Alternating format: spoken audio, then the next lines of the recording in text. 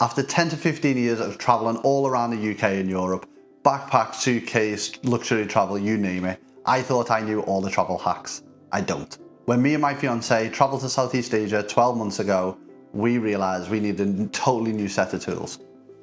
These are all the essential travel apps and tools that I've been using. They helped me, they'll help you.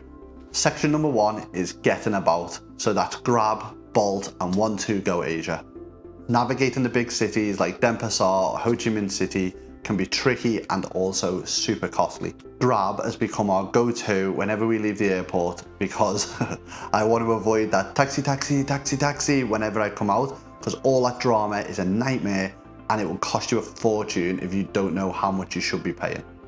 Bolt is a great backup for Grab. When it's raining, Grab can get really busy and you won't get a Grab, so Bolt is your go-to there. And also in some cities like Phuket, Bolt is actually much cheaper. Now for longer trips, going between islands or countries, you'll want 1-2-Go Asia. This is good for ferries, for boats, for coaches, for buses, all of that type of stuff. There's no queues, no stress, just a QR code and away you go. Next is our Google App Essentials, Google Maps and Google Translate. Google Maps has saved us countless times, guiding us through strange cities, alleyways, and using the local transport, because that is a minefield in its own. But the best thing about it is being able to download the maps and use them when you're offline. This is an absolute godsend, because sometimes you have no idea when your signal is going to drop.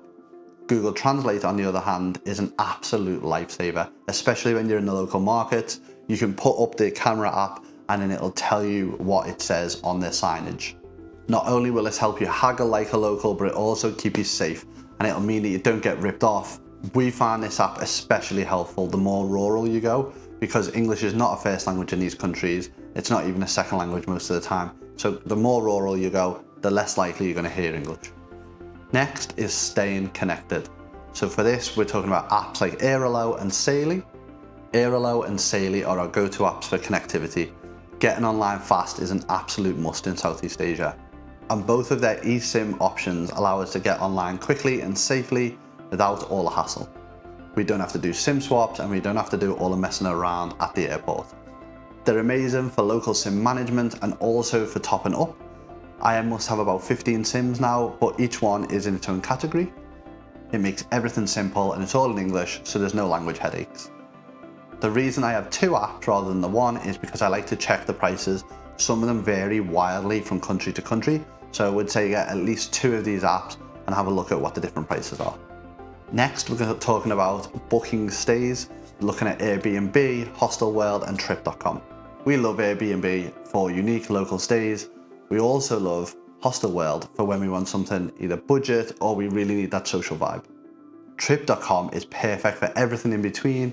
It'll cover everything from hotels to homestays. Some of our best homestays we ever stayed in were thanks to Trip.com. And they also give you discounts and bonuses and boosts depending on your membership level, which is just how much you use the app. Trip.com is also great during the busy season because you can see what the prices used to be and what the current prices are now.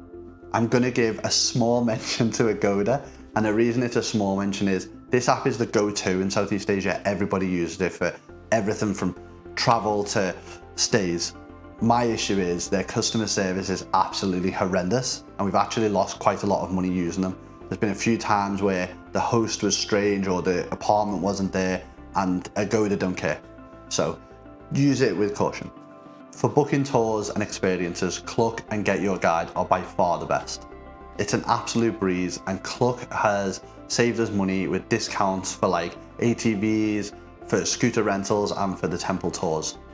Both these apps helped us with not overspending and sticking to a budget. Get Your Guide offers curated plans for like the whole day or for a whole week even if you wanted to. And they also offer skip the line options, which is great for busy days because sometimes just don't have the time to fill everything in. I must mention, however, that I found a hack to this. What I've done in the Philippines is that I would go on Get Your Guide or Cluck, find a company, message them directly, and I'd save quite a lot of money. This doesn't work everywhere, but definitely works in the Philippines. Give it a try, see if it works for you. Next, we're going to talk about understanding the currency, and Travel Spend and Currency Converter are the ones for this. Tracking our budget down to the last rupiah or dong is absolutely essential, especially when we're on a 12-month backpacking trip.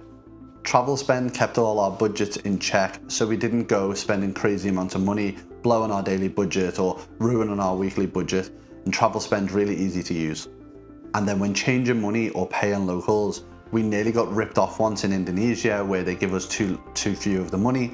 And we also have had times where we're not quite sure, like in Hanoi buying t-shirts and jackets, is this a good deal? Would we pay that in the UK?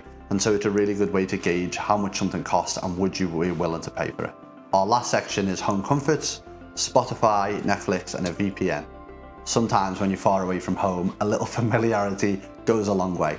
And I would say Netflix is great because you can download the shows, you can put them on your iPad, and say you're going to do a long trip, so you're doing an overnight bus, then you can sit and watch some films. Additionally, Spotify is the same situation. If you're going on a plane, a bus, whatever, you can download all your music and listen to it on the go.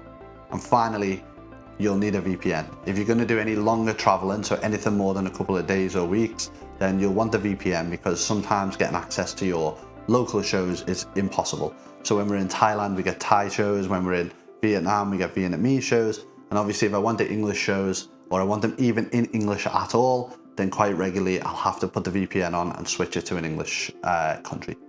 All of these apps that I've mentioned have made my life 20 times easier. If you find any of this helpful at all, please hit the like button and comment down below and let me know your favorite travel app, because I always want to learn as well. Thanks so much for watching. See you soon.